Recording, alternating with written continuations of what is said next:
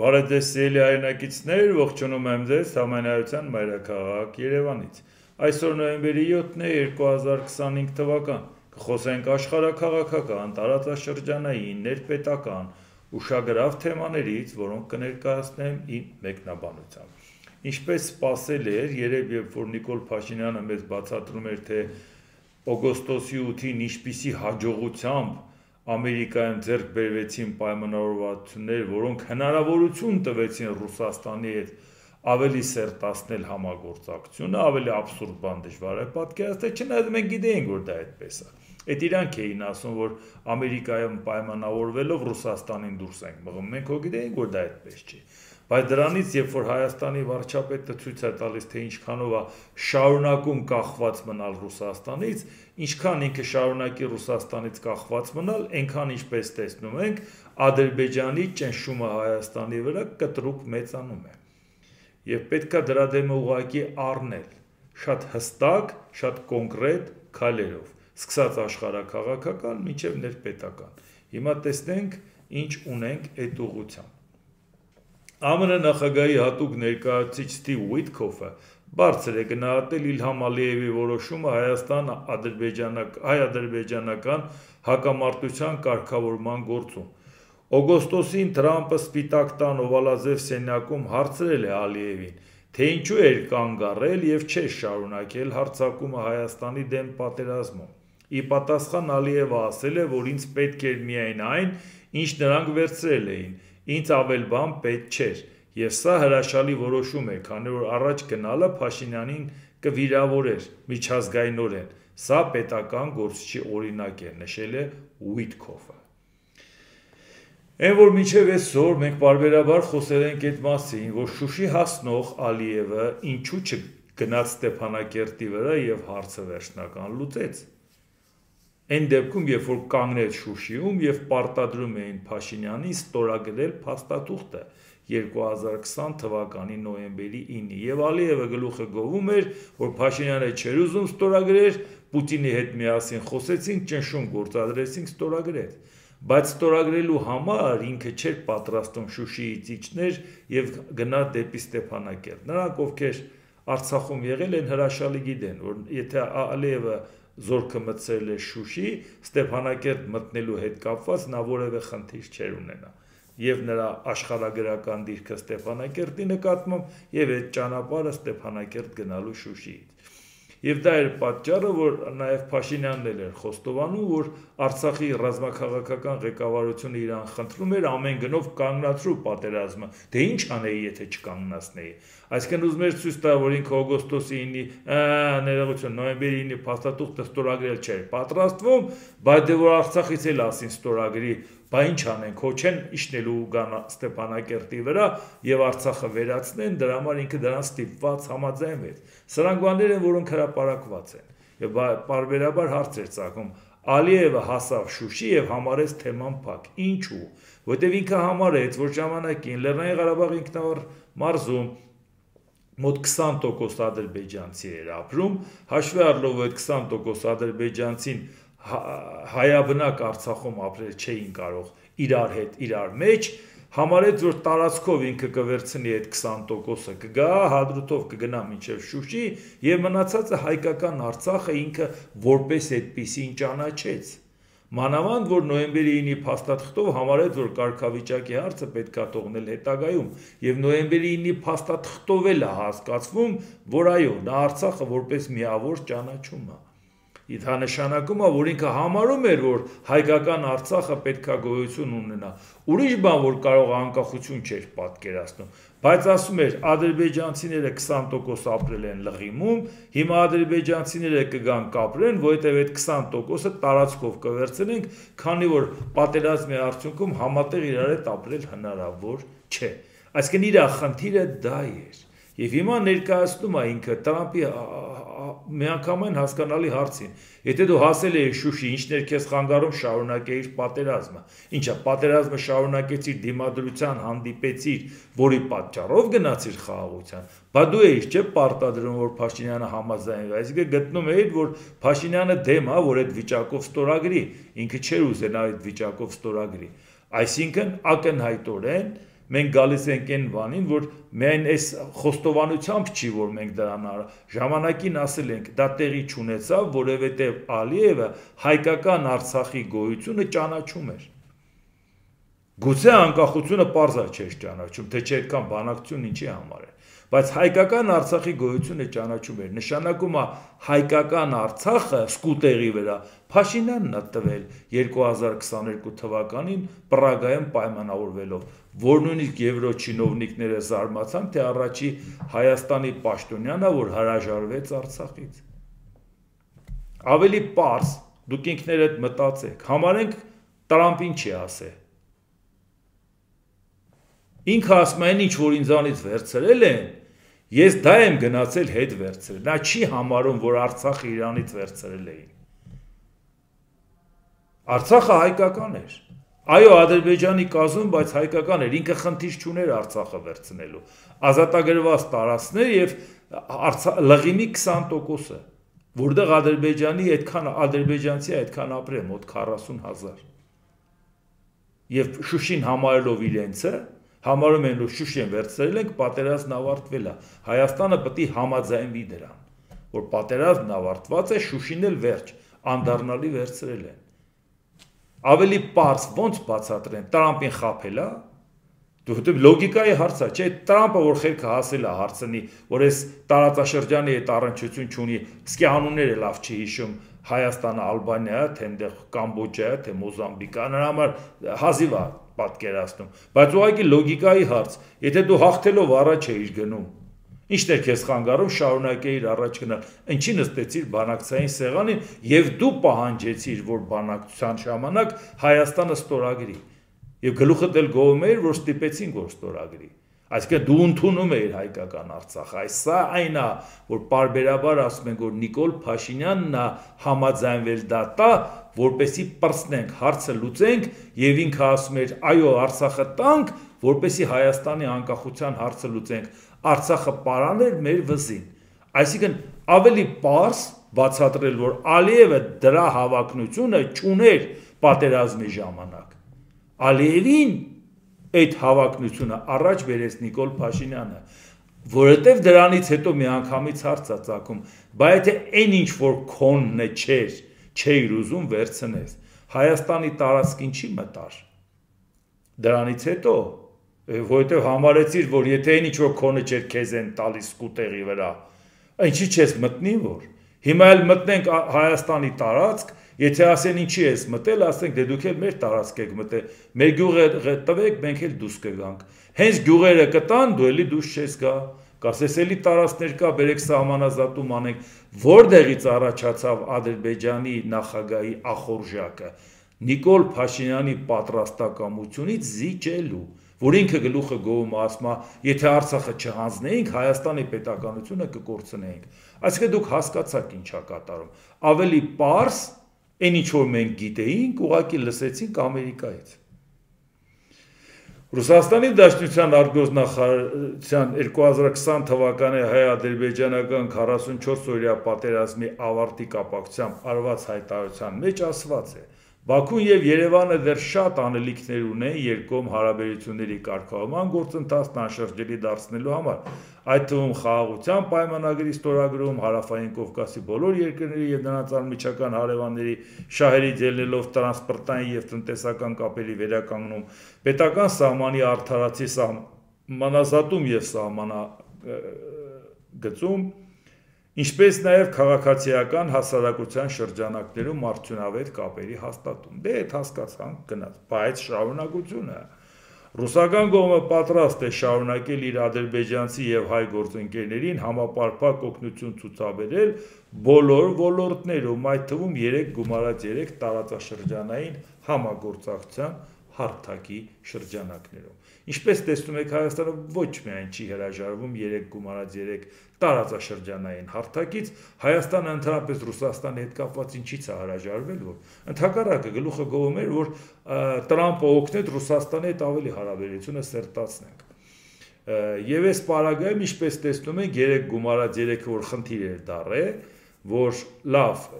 Վրաստանը ի սկզբանե չի մասնակցել, տակը մնաց 5 պետություն։ 5 պետությունից 3-ում արդեն անցել են հանդիպումները, որ պայմանավորվել են հերթականության պետք է անցնի։ Ռուսաստանում եղել է, Իրանում եղել է, Թուրքիայում եղել է, մնացել է Հայաստան, Ադրբեջան։ Հիմա պետքա որոշեն հաջորդը Հայաստանում թե Ադրբեջանում։ Կարող ես անցկացնել Ադրբեջանում, հետո ադրբեջանցիները Հայաստան չգան, ասին դուրներես չի գալի, լավ չեք պայմանավորվել այս հարցերը,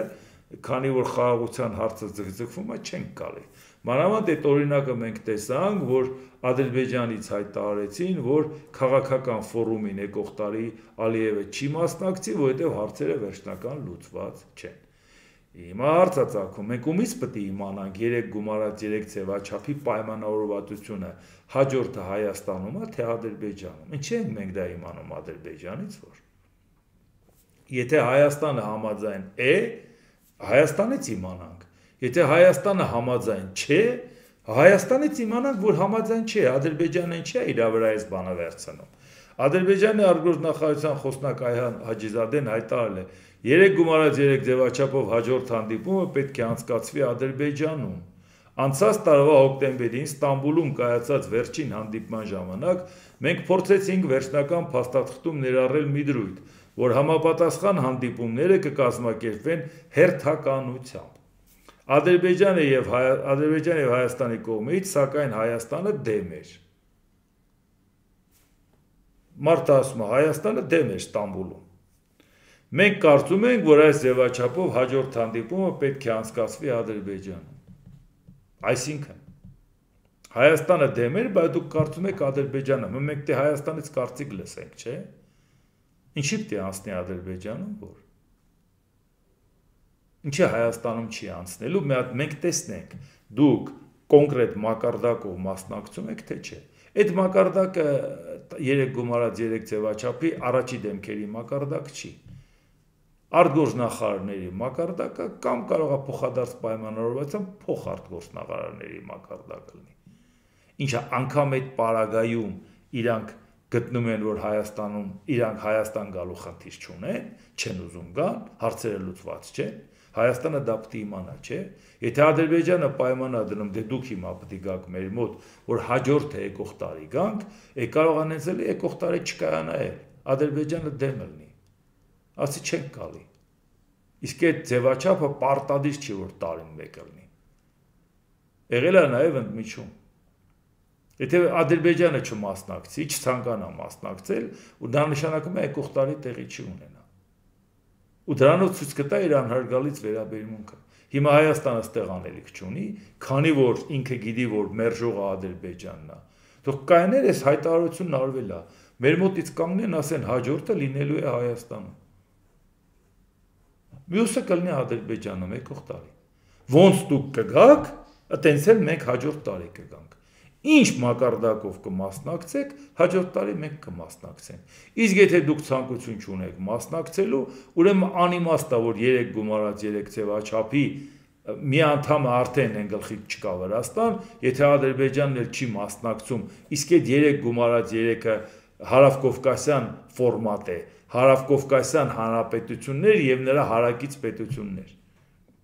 Այդ մեր ձևաչափն է։ Եթե այդ ձևաչափից Վրաստանը չկա, Ադրբեջանն էլ չի գալի, այդ ի՞նչ ձևաչափ է։ Ուրեմն նշանակում է դա պետք է չկայանա, իսկ եթե չի կայանա, մենք շատ հանգիստ կարող ենք ասել, որ դա այդքան էլ արդյունավետ ֆորմատ չի։ Բարբերաբար խոսել ենք, որ այդ ֆորմատում մենք անելիք չունենք։ Բա ով պետք է հակադարձի սրան, որ հուսանք, որ Հայաստանի իշխանությունները կասեն, կամ հաջորդը Հայաստանում է, կամ մենք չենք մասնակցում։ Մի բան ուղղակի ասեն, հստակություն մտցնեն։ Եթե Ադրբեջանը չմերժեր Հայաստան գալ խաղաղության ֆորումին, այս խնդիրը չէր առաջանա, կասենք դե լավ, թող Ադրբեջանում հանդիպեն, վաղն էլ մեր մոտ կհանդիպեն։ Մենք չգիտենք Ադրբեջանը, որ դու գնաս, վաղը իրանք քո մոտ կգան, թե չէ։ Թե ցույց կտան իրանց անհարգալից վերաբերմունքը։ Տեղից էլ աշներներս չի ուղղել, որ իրանք գան, բայց իրանք իրանց գալը շատ թանկ ձևով վաճառում են Հայաստանի վրա։ Իսկ հիմա նայենք, ինչ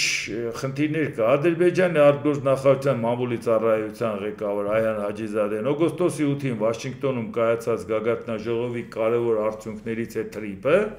որը կապահովի Զանգեզուրի միջանցքով անարգել անցումը եւ կամրապնդի տարածաշրջանային կապերը։ Այսինքն շարունակում է պնդել, որ թրիպը, որը Հայաստանում անցնում է,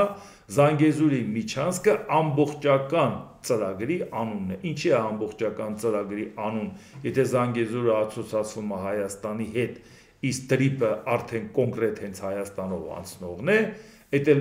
մի քանի անգամ Փաշինյանը բարձրացրեց այդ հարցը, բայց ոնց բարձրացրեց, այնպես էլ հարցի լուծում չստացավ, հետո ինքը ստիպված եղավ փաստաբանություն անել Ադրբեջանի համար, թե իրանք այդ մեր մասին չի, թե այդ իրանք տարածքի մասին են խոսում Զանգեզուրի միջանցք։ Հիմա շարունակությունը նայենք ինչ են ասում։ Հաջիզադեի խոսքով համապատասխան տրանսպորտային ենթակառուցվածքային նախագծի իրականացման անվտանգության միջոցառումների ապահովման եւ անարգել անցման շուրջ բանակցություններ են ընթանում ԱՄՆ-ի եւ Հայաստանի միջեւ եւ դեռևս հայտնի չէ թե երբ կսկսվեն շինարարական աշխատանքները։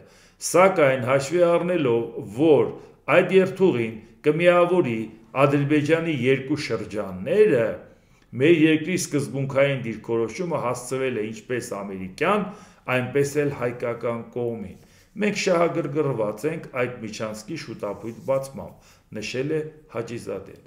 Իրանք անարգել անցում հասկանում են Հայաստանի վերահսկողություն չի լինելու։ Փաշինյանն ասել է հնարավոր չի մեր տարածքով անցնեն, Հայաստանը վերահսկողություն չսահմանի։ Ադրբեջանն ասում է, եթե Հայաստանը վերահսկողություն է սահմանելու, այդ ճանապարհը մեզ պետք չի։ Եթե Ադրբեջանին այդ ճանապարհը պետք չի, ով է այդ ճանապարհը կառուցելու եւ ինչի համար։ Ոնց կարող է տրանզիտ բեռ անցնի Ադրբեջանով Չինաստանից, եթե Ադրբեջանից Հայաստան մտնող եւ Նախճեվան անցնող ճանապարհը ապրեն մեզ պետք չի, եթե Հայաստանը պետք է վերահսկի։ Հիմա եթե Հայաստանից ասում են հեչել տեն չասեք, Էպա գլուխները կողմ եք, որ սա Տրամպի ճանապարհը բացվեց, Տրամպի ուղին, տեսեք ինչ են կանելու միլիարդներ հոսելու։ Փաշինյանը գնացել էր Սյունիք, ասում էր միլիարդներ անցնելու ստեղով։ Միլիարդներ անցնելու է, բայց Հայաստանի բյուջե միլիարդներ չի մտնելու։ Միլիարդների բեռ անցնելու է։ Բայց ինքն հենց էր ներկայացնում, որ միլիարդների եկամուտ է ունենալու Հայաստանը։ Հիմա ինչպես տեսնում եք, իրանք ասում են, մեր պայմաններն ու պահանջները ներկայացել ենք ամերիկյան կողմին էլ եւ հայկական կողմին էլ, որ դա պետք է լինի, քանի որ դա կապում է Ադրբեջանի երկու տարածքները, պետք է լինի անխոչնդոտ տարածք, ինչպես որ իրանք ասում են, հայ երես չպետք է տեսնենք։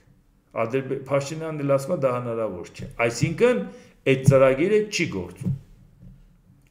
Պարզ ասած, այդ ծրագիրը չի գործում, քանի Ադրբեջանի պահանջը չի կատարվել։ Էս էր Տրամպի միջնորդությամբ որոշման թմբկահարում էին, թե տեսեք ինչերի հասանք, տեսեք ինչեր արեցինք։ Սա է վիճակը։ Իսկ եթե Ադրբեջանին դա չի հետաքրքրում, Հայաստանը այդ ճանապարհը արդեն վաղուց հայտարարել է, որ եթե այդ ճանապարհը Ադրբեջանին չի հետաքրքրում տրանզիտ, Հայաստանին դա պետք չի, որովհետև Հայաստանը ներքին բեռնափոխադրումների համար նման երկաթգծի անհրաժեշտություն չունի։ Առավել ևս միլիոններ ծախսեն, որ դա անեն։ ԱՄՆ նախագահ Դոնալդ Թրամփը իր ելույթում հիշատակել է Տրամպի միջազգային խաղաղության եւ բարգավաճման ուղին, TRIMP-ը։ Ինչպես այն ժամանակ ասել էի, այս պատմական համաձայնագիրը ներառում է նոր Թրամփի երթուղու կառուցումը։ Սա իսկապես հրաշալի բան է։ Այն անվանակոչվել է իմ պատվին եւ ես շատ եմ գնահատում դա։ Սա իսկապես մեծ իրադարձություն է նոր Տրամփի երթուղին միջազգային խաղաղության անունով, հայտարարել է ԱՄՆ նախագահը։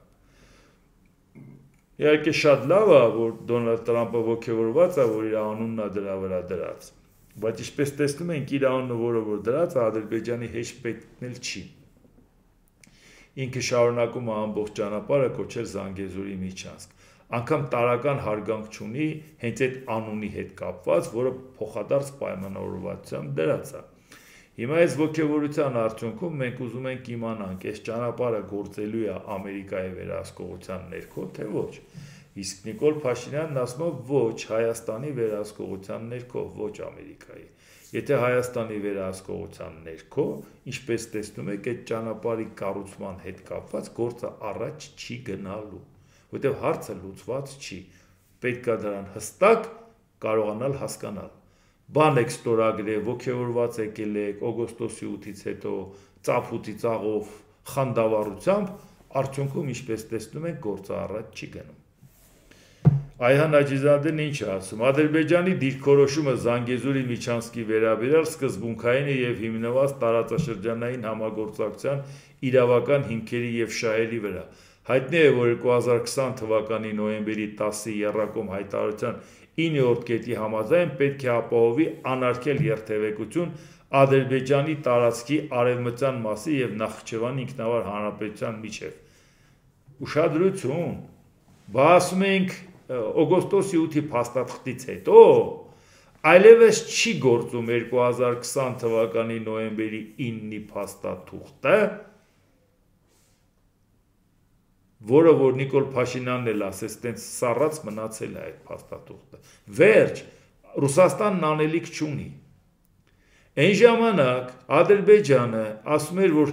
արհեստական լարվածություն էր ստեղծել Ռուսաստանի հետ, մարդիկ ոգևորվել են, էստա տեսեք ռուսներն ինչ են անում Ադրբեջանին, ասում ենք այ միամիտներ հանգստացեք, դա անում են նրա համար, որ Տրամպի ձեռով ճանապարհը վերցնեն, էլ Ռուսաստանի հետ օգտագործեն։ Ասում են դե լավ է, եկել էս ինչ հեքիաթների եք հավատում, հիմա սա հեքիաթ է, ժողովուրդ ջան, թե հեքիաթը դարձավ իրականություն։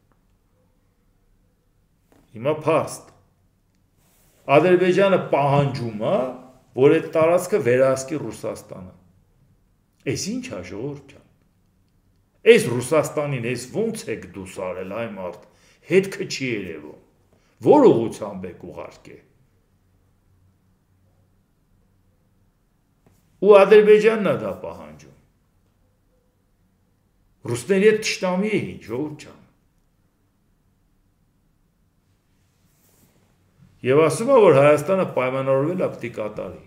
Իսկ Հայաստանն ասել է այդ փաստաթուղթը ուժի մեջ, հա, ստորագրությունը հետ չի վերցրել, բայց ասել է դե լավ, արդեն դա անցավ։ Տրամպի ուղին ստորագրելուց հետո էլ դա ինչ։ Ինչպես տեսնում եք, նրանք ասում են ոչ, դա գործում է, ուժի մեջ է։ Այդ դեպքում Հայաստանը սրան չի արձագանքելու։ Դե եթե գտնում եք, որ 2020 թվականի նոյեմբերի 9-ի փաստաթուղթը ուժի մեջ է, Հայաստանը ստորագրությունը հետ է վերցնում, որովհետև Տրամպի ուղին պայմանավորված է նաև Ադրբեջանի հետ միասին։ Չի գործում 2020 թվականի նոյեմբերի 9-ի փաստաթուղթը, առավել ևս որ դա վերաբերվում մեր զինադադարին եւ այն բոլոր կետերը խախտել է Ադրբեջանն ու Ռուսաստանը։ Գործնականում այսօր այդ փաստաթուղթը որևէ կենսունակ փաստաթուղթ չի, որևէ իմաստով։ Իսկ 9-րդ կետը ընդհանրապես պետք է մոռանալ Տրամպի ուղուց հետո, ինչպես տեսնում եք, ոչ միայն չեն մոռացել, այլ նաեւ պնդում են։ Հիմա սրա պատասխանով պետք է տա։ Եթե Հայաստանը նույնիսկ Ադրբեջանին մի հատ շտեղը տեղին հակադարձեց հետո, փաստ առնա, որ չի կատարվում այս գործը, առաջ չի գնում։ Մենք բազմիցս ընդգծել ենք, շարունակում է Հաջիզադեն, որ Զանգեզուրի Միչանսկը ուղղված չէ Հայաստանի ինքնիշխանության դեմ։ Նպատակը միայն անարգել տարանցիկ երթևեկության ստեղծումն է համաձայն միջազգային իրավունքի եւ գործող համաձայնագրերի։ Անարգել տարանցիկ երթևեկության ստեղծումը համաձայն միջազգային իրավունքների եւ գործող համաձայնագրերի, այդ որ երկրի տարածքով եք անցնում, որ ասում եք չենք ուզում այդ երկրի տարածքի սահմանապահի երեսը չտեսնենք։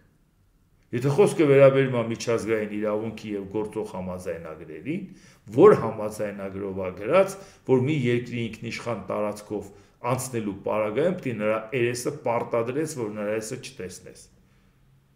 Բայց իրանք դա հղում են կատարում համաձայնային համաձայնագրի, որը Հայաստանից ստորագրել է,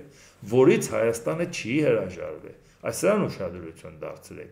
Ինքը ասել է, որ դա չկա, բայց ստորագրությունը հետ չի վերցրել, որտեղ չի ցանկանում Ռուսաստանի ազդեցությունից դուրս գա, չէ՞ որ դրա միջնորդը Ռուսաստանն էր։ Ոնց կարա Փաշինյանը Ռուսաստանին դեմ գնա։ Հաջիզադեն ինչ է ասում։ Հայաստանի հետ խաղաղության ստորագրման վայրը կարելի է քննարկել միայն բոլոր պայմանների կատարումից հետո։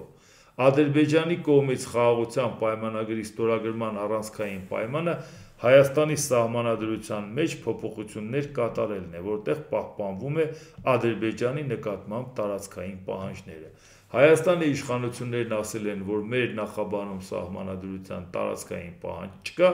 Հայաստանի սահմանադրական դատանը կայացրել է որոշում, որ տարածքային պահանջ չկա, որտեղ այդ նախաբանում ինչ որ գրած է, սահմանադրության բուն կետերում որևէ ձևով դա կոնկրետ ընթացակարգ չի նախատեսում, թե ինչ պետք է արվի, որ այդ տարածքային պահանջը կյանքի կոչվի։ Նշանակումը դա որևէ ձևով ամրագրված չի սահմանադրության մեջ, բացի բարի մտադրություններ նախաբանում։ Այս ամեն ինչը մենք գիտենք, բայց տարական բանը Ադրբեջանը չի հասկանում, թե չի ուզում հասկանա։ Այս հարցը ինքը մտցրել է պայմանագրի մեջ։ Խաղաղության պայմանագրի մեջ գրած է, որ այս պայմանագրի վրա չի ազդում ներքին օրենսդրությունը, որ պահին ստորագրես, այդ չի ազդելու, պայմանը պահանջին չի ես դնում, մի պատճառով չմոռանանք, նա ասում է Փաշինյանի այդ ստորագրածը մեզ համար ոչինչ է, մենք ուզում ենք հայ ժողովուրդը ստորագրի, մենք ուզում ենք, որ սահմանադրությամբ դա հանեք, որովհետև ինքը միշտ համարում է, որ քանի Հայաստանի սահմանադրության նախաբանում կա, դա նշանակում է, որ դա գործում է, որովհետև այդ սահմանադրությունը հանրաքվեով է ընդունվել։ Ինչքան Նիկոլ Փաշինյանն ասում է սահմանադրությունը կեղծվել են իրավական չի, մարդիկ պարզ հարց են տալի։ Իրավական չի, բա դու ինչ ես անում վարչապետի աթոռին։ Այդ սահմանադրական կարգը ինչ ես, բա ռետինե մահակները ուղարկում պաշտպանեն ու ջրցան մեքենաներով։ Եթե դու գտնում ես, որ այդ սահմանադրությունը լեգիտիմ չի։ Եթե գտնում ես սահմանադրությունը լեգիտիմ է, որ նախաբանը նույնպես լեգիտիմ է։ Դրա համար Ադրբեջանն ասում է, Փաշինյանը ստորագրելու ցանկություն չունեմ, ես Հայաստանի հետ եմ ուզում։ Իսկ Հայաստանը պատրաստ է սահմանադրություն փոխել ու կատարել Ալիևի պահանջը։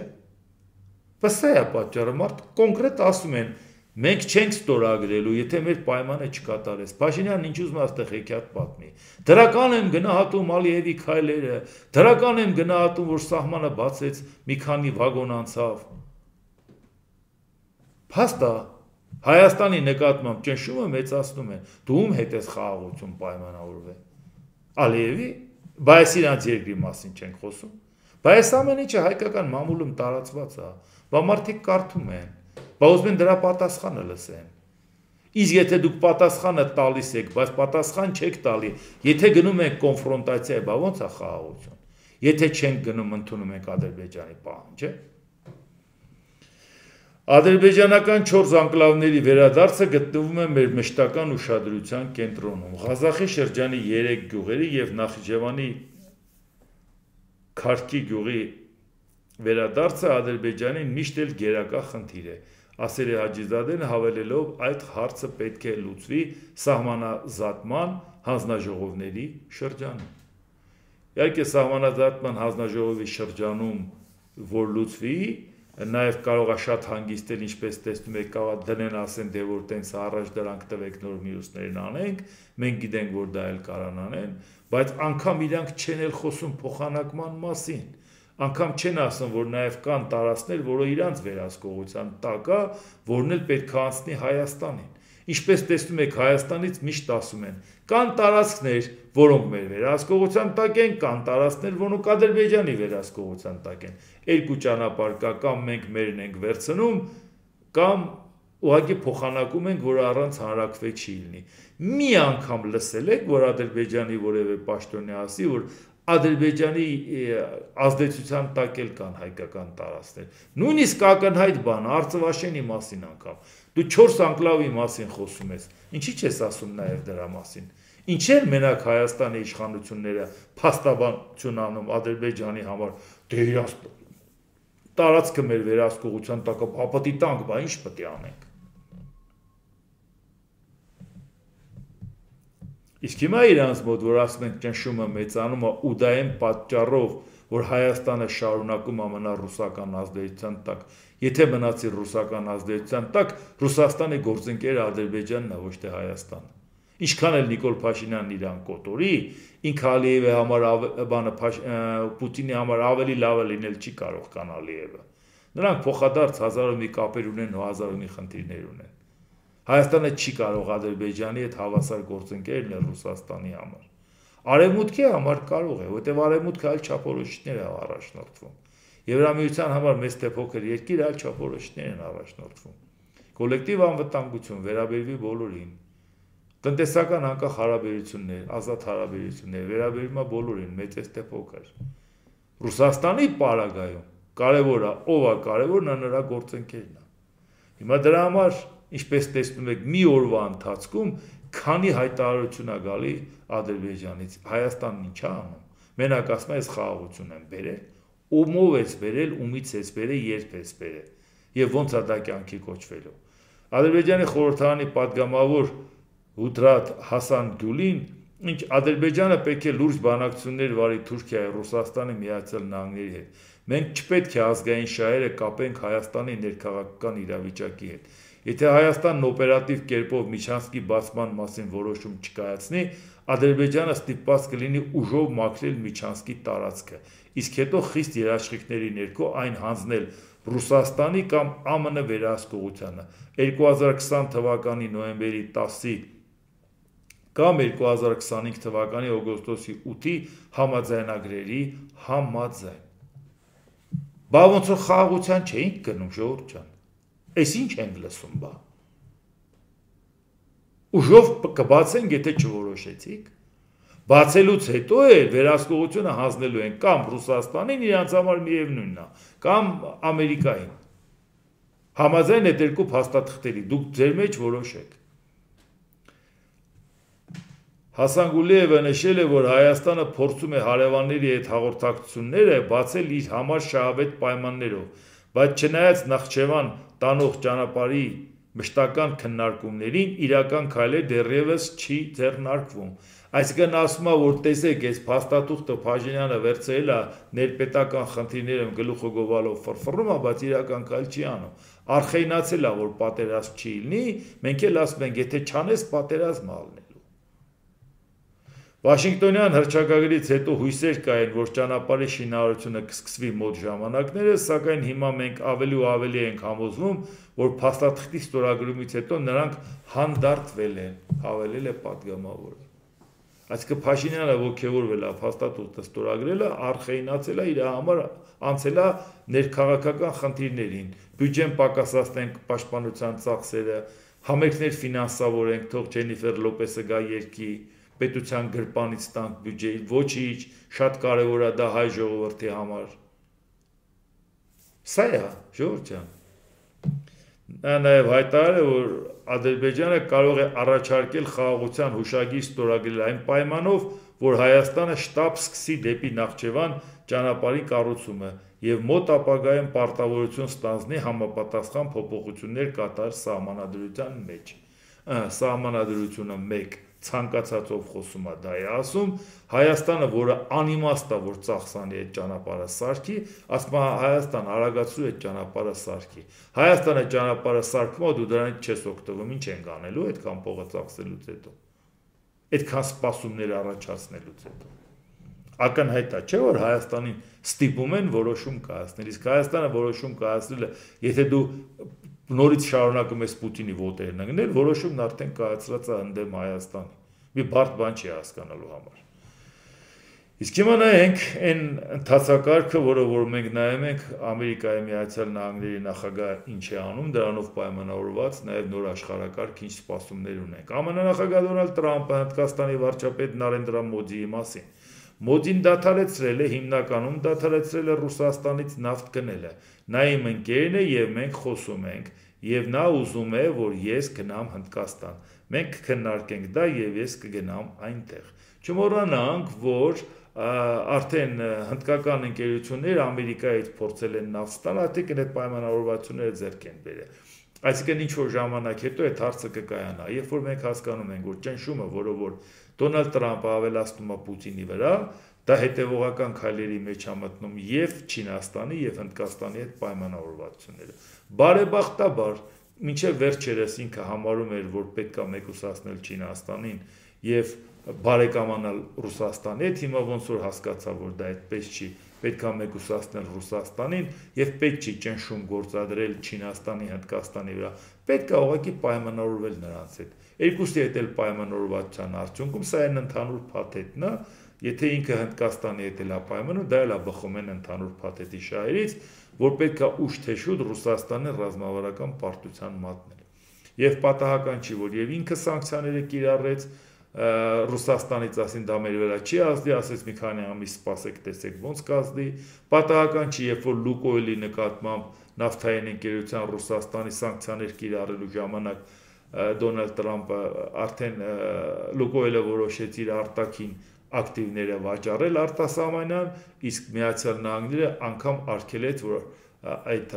արտասահմանյան ակտիվները վաճառեն։ Այսինքն գործնականում պատրաստ է ինքը տանի այդ ընկերությանը սնանկացման։ Թույլ չեմ տալու արտաքին ակտիվները վաճառես։ Եթե արտաքին ակտիվները չվաճառի, երկրի ներսում իր խնդիրները այդպիսի սանկցիաների պարագայում, այն էլ այդպիսի հարվածները, որը որ մի կողմից էլ Ուկրաինան է, դուք պատկերացնեք դա ինչի առաջ կհանգեցնի։ Այս քայլերի հաջորդականության մեջ շատ նորմալ տեղավորվում է Հնդկաստանի հետ կապված այս քայլը։ ԱՄՆ նախագահ Դոնալդ Տրամպը մեկ տարով երկարաձգել է Իրանի նկատմամբ 1979 թվականի սահմանված պատժամիջոցները։ ԱՄՆ նախագահը հայտարարել է, որ Իրանի հետ հարաբերությունները դեռ կարգավորված չէ։ Իհարկե, եթե 79 թվականից մեկ տարով երկարացնելու մասին նախորդը դա նորություն չի, պարբերաբար դա տեղի ունենում է։ Բայց եթե հանկարծ իրավիճակը փոխվեր, իրանք դա կարող է կասեցնել։ Ինչպես տեսնում եք, իրանք համարում են հարցը կարգավորված չէ, իսկ դա խոսքը գնում է Իրանի մասին, մեր հարևանի մասին, ու մենք իմանանք, որ քանի Իրանի եւ Ամերիկայի Միացյալ Նահանգների հարաբերությունը կարգավորված չէ, այն սեր խոստովանությունը, որ Հայաստանի իշխանություններն անում են Իրանի հասցեին, նույն հաջողությամբ նաեւ Ամերիկայի, դա այդքան աշխատող չէ։ Այնուամենայնիվ մենք պետք է մի հատ հստակ հասկանանք, թե ինչ ձևով են կառուցում մեր հարաբերությունները Իրանի հետ կապված։ Օր եղել է այս վերջերս, որ Իրանի հետ կապված մենք այդ խնդիրը չունենանք։ Ինչպես տեսնում եք, այտենց օր չի եղել։ Դա նշանակում է, որ դա լուրջ է, այդ ինչքան ուզում է մեր մոտ դրան չանդրադառնալ։ Դոնալդ Տրամպը սպիտակ տուն է հրավիրել Կենտրոնական Ասիայի 5 երկրների՝ Ղազախստանի, Ղրղզստանի, Տաջիկստանի, Թուրքմենստանի եւ Ուզբեկստանի առաջնորդներին։ Վաշինգտոնը ձգտում է ամրապնդել իր դիրքերը տարածաշրջանում, որտեղ տասնամյակներ շարունակ գերիշխող դիրք է գրավել Ռուսաստանը։ Կենտրոնական Ասիան, որտեղ բնակվում է մոտ 84 միլիոն մարդ, ունի ուրանի, պղնձի, ոսկու, հազվագյուտ հողային տարրերի եւ այլ ռազմավարական ռեսուրսների զգալի պաշարներ։ Հանդիպումը տեղի ունի այն ռեսուրսների հասանելիության համար մրցակցության աճի ֆոնին։ Արևմուտքը ձգտում է դիվերսիֆիկացնել կարևորագույն հումքի իր մատակարարումները, նվազեցնելով իր կախվածությունը Մոսկվայից եւ Պեկինից։ Ինչպես տեսնում եք, Ռուսաստանը շատ անհարգալից էր խոսում Կենտրոնական Ասիայի երկրների մասին, որոնց մասին մենք միշտ խոսում ենք որպես միջին ասիական, խորհրդային միությունից մնացած տերմինով, այս երկիրը հեչ է սովքեն են սրանք կամ Ղազախստանի պետությունա, որ պետք է լիքը գրավենք եւ այլ, այդ կարգի անհարգալից վերաբերմունքի պարագայում Ամերիկայի Միացյալ Նահանգները ասում է, դե եթե դուք ու գործընկերների հետ տենց ես վարվում, ես կգամ շատ լավ էլ կմտնեմ այդտեղ։ Եվ ինչպես տեսնում եք, նորմալ ձևով համագործակցում է դրանց հետ։ Իսկ դա նշանակում է, դուք պատկերացրեք, այդ վերջն է մնացել, այդ էլ որ իրանցով են անում, Ռուսաստանի վիճակը պատկերացրեք, մեթոդաբար ոնց են վերցնում այդ ամբողջը։ Սպիտակ տան ԱՄՆ նախագահի եւ Կենտրոնական Ասիայի երկրների հանդիպման շրջանակում Ուզբեկստանը եւ Միացյալ Նահանգները համաձայնագրել են ստորագրել հազվագյուտ մետաղների վերաբերյալ։ Փաստաթղթերը նախատեսում են համատեղ նախագծեր Ուզբեկստանի վերածննդի եւ զարգացման հիմնադրամի եւ Re-Element Technologies-ի միջև, կողմերը նաև համաձայնել են համագործակցել արհեստական բանականության, պոմպակայանների արդիականացման եւ ջուր խնայող տեխնոլոգիաների ներդրման ոլորտում։ Խնդրեմ, սա էլ Ուզբեկստանը։ Ղազախստանը նայենք, ԱՄՆ նախագահ Դոնալդ Տրամպը հայտարարել է, որ Ղազախստանի կողմից Իսրայելի հետ հարաբերությունների կարգավորման վերաբերյալ Աբրահամի համաձայնագրին միանալու մասին։ Ղազախստանն երկրորդ ժամկետի ընթացքում առաջին երկիրն է, որը միացել է Աբրահամի համաձայնագրերին, շատերից առաջինը։ Սա նշանակալի քայլ է ամբողջ աշխարհում կամուրջներ կառուցելու գործում։ Իհարկե Աբրահամի համաձայնագիրը 2020 թվականին Իսրայելի եւ մի քանի արաբական երկրների հետ Դոնալդ Տրամպը դրի առաջ պաշտոնավարման ժամանակ էր նախաձեռնել եւ ինքը ցանկություն ուներ դա ընդլայնել, որովհետեւ արաբական երկու երկրների հետ արդեն կար խաղաղության պայմանագիր, Եգիպտոսի, դեռ Իրանից առաջ եւ Հորդանանի, ինքը ցանկանում էր մի քանի այլ պետությունների հետ դա անել եւ ի դեպ ընթացքի մեջ ան նաեւ որոշ հարցեր, բայց հարցը առաջանում Ղազախստանը արաբական պետություն չի, Ղազախստանը երբեք պատերազմի մեջ չի եղել Իսրայելի դեմ։ բայց Ղազախստանի միանալը սա թվում է ֆորմալ ինչ-որ մի հատ բան է, էլի այտենց, որովհետև Ղազախստանը դիվանագիտական հարաբերություններ ունի Իսրայելի հետ, ինչ Աբրահամյան պայմանագիր։ Չէ,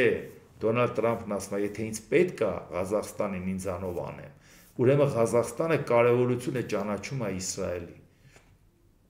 Այսինքն դուք հասկանում եք, սա այդ սիմվոլիկ քայլը, որ նախ չի պատերազմել, բացառություն չկա ոչ արաբական պետության, դա չի հարցը, բայց ուղղակի հիմնականում դա արված էր արաբական պետությունների համար։ Ղազախստան, լա տեսեք որտեղ Իսրայելը որտեղ, եթե ինքը Ղազախստանը դրան համաձայնվում է, հասկանում եք, որ Տրամփը դա չի արել Իսրայելի հետ կապված, որտեղ Իսրայելի կապված Ղազախստանը խնդիր չունի։ Դա արել է ցույց տալու համար, թե ինչ աշճանի է Ղազախստանը կարևորում Ամերիկայի դերակատարությունը Մերձավոր Արևելքում եւ նաեւ Իսրայելը որպես իր գործընկեր աջակցում է Իսրայելի դերակատարության մեծացմանը։ Սա ուղղակի ապտակա Ռուսաստանին, ուրիշ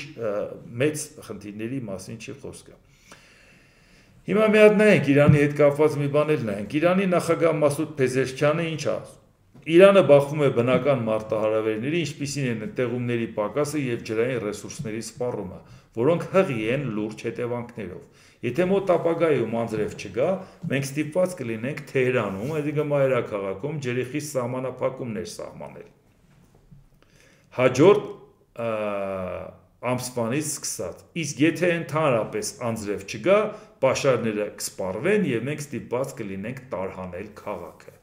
Այսինքն Իրանը հասկանում է, թե ինչպիսի կատաստրոֆայի առաջ է կանգնած մայրաքաղաքը Թեհրանը։ Իսկ Թեհրանի բնակչությունը 14 միլիոն է։ Թեհրանի բնակչությունը 14 միլիոն է, Իրանը 92 միլիոն։ Այսինքն մոտարապես 15%-ն է մայրաքաղաքը իր պետության, բնակչության թվով։ Երևանը մոտ 3 միլիոն բնակիչ ունի։ Հայաստանը, իսկ Երևանը 1.1 միլիոն, այսինքն 37%-ը ապրում է Երևանում։ Ինչ եք սպասում, որ ինչ լինի, որ ինչ խնդրի առաջ կանգնեք։ Երևանը այդ թողունակությունը ունի, որ քաղաքի մեջ մի հատ նոր քաղաք եք սարքում։ Երևանը ունի այդ կոմունիկացիոն հնարավորությունները, տրանսպորտային, հազարով մի խնդիրներ կա, էլեկտրագծերի, ջրագծերի, ջրահեռացման եւ այլ եւ այլ։ Առավոտից իրիկու փոշուց եք խոսում, թե ոնց դեմը պայքարեն, խցանումներից եք խոսում, բան չեք մի հատ Երևանի մեջ Երևան սարքում։ Այդքան բեռնատարը, որ այդ շինարարության համար մտնում է Երևանի կենտրոնը դուրս է գալիս, բա շենք են սարքում չմտնի, կարող է ուսին դրած են բերում կամ մարդատար մեքենայով։ Դուք չգիտեք Երևանի գլուխը ինչ եք բերում։ Իրանի օրինակը նայեք, հասկացեք, որ ստիպված են մայրաքաղաքը տեղափոխել։ Ինչ եք սպասում, որ Երևանն էլ այդ օրը գցեք, որ ստիպված եք մայրաքաղաքը տեղափոխել։ Մի հատ կլինի մի երկրի օրինակ նայեք եւ այդ կատաստրոֆան ձեր մաշկի վրա զգաք ու հասկանաք ինչա կատարվում, ինչ եք բերում Երևանի գլխին։ Դե ինչ, այսօր այսքանը, եթե հավանեցիք, սեղմեք լայք կոճակը, բաժանորդագրվեք Էդվարդ Տանտինյան YouTube-յան ալիքին, սեղմեք զանգակ կոճակը, գրեք մեկնաբանություններ, գրեք հարցեր, դիտեք եւ դատեք ինքներդ։ Շնորհակալություն։